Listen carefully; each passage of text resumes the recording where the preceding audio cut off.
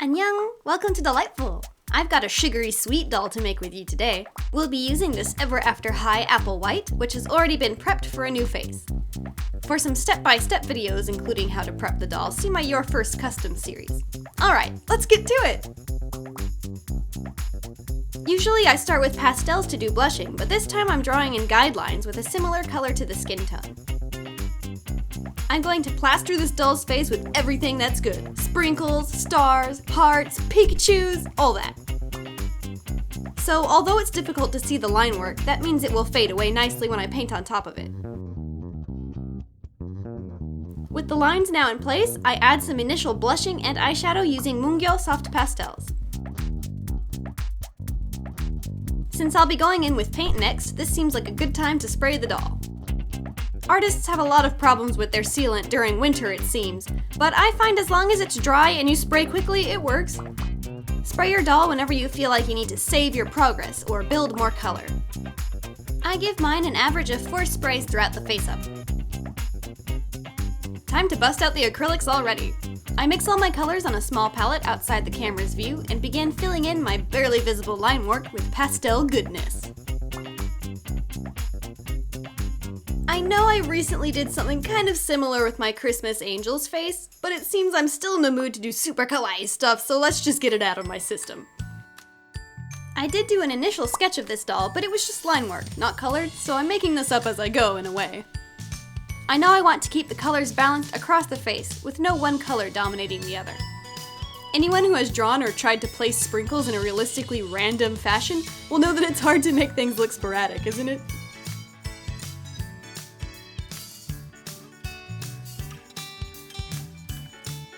Told you there'd be a Pikachu in there. Speaking of which, is anyone else playing Pokemon Sun or Moon? I got it for Christmas and I'm totally loving it. There's so many new exciting Pokemon in this game that I'm having trouble locking down my top 6. Anyway, that's looking pretty good. Now it's time to do the eyes. I fill in the eyelash lines with saturated purples and pinks, and sky blue for her iris.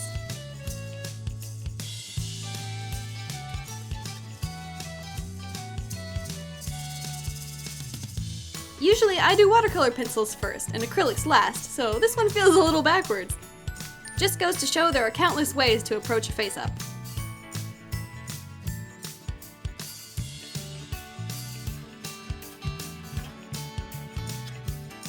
I want to keep the face looking clear and colorful, so I'm going with very cartoon-like shading and generally flat colors.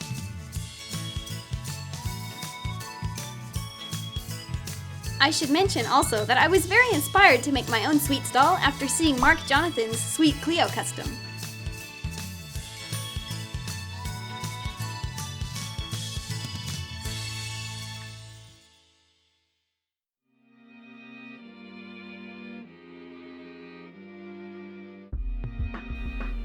After going in with acrylics once more to beef up the iris hue and the eye whites, I'm adding large, heart-shaped highlights to the eyes. Adorable!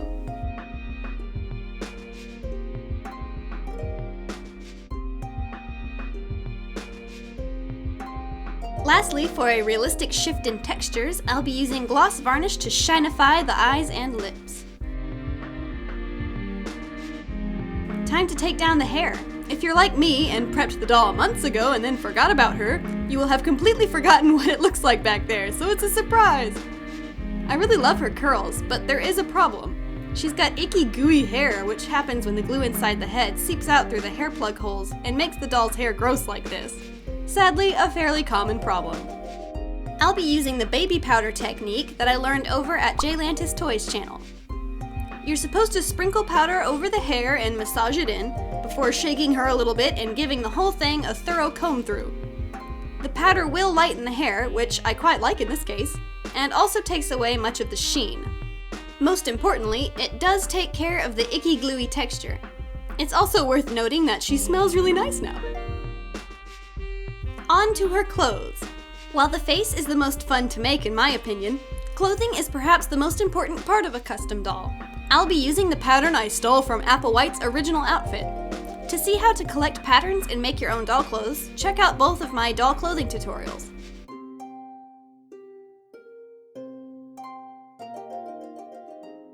It's always a good idea to try the doll clothes on your model quite often to make sure everything is lining up right. You can see there are many layers of tulle in my design, and I'm asking a lot of this tiny corset to hold it all together.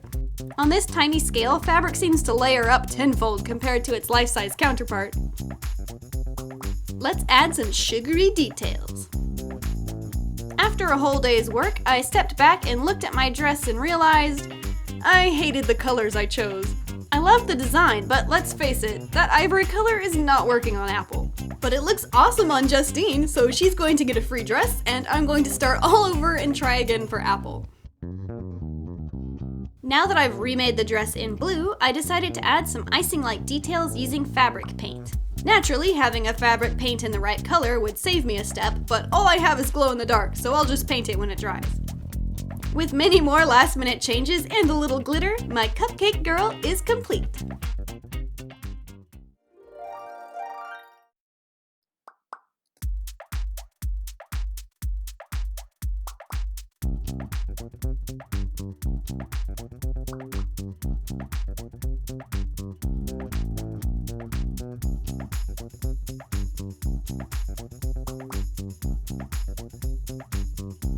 There have been lots of sweets-themed dolls released in the past year or two, and I've always loved them, but I never found a doll that was quite perfect in my eyes.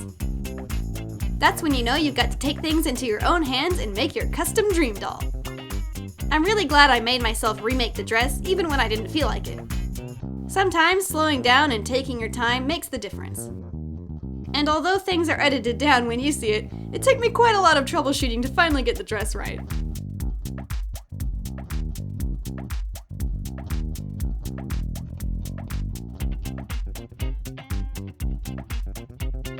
In the end, she might just be my new favorite custom, and I think it's obvious that her name is now Cupcake.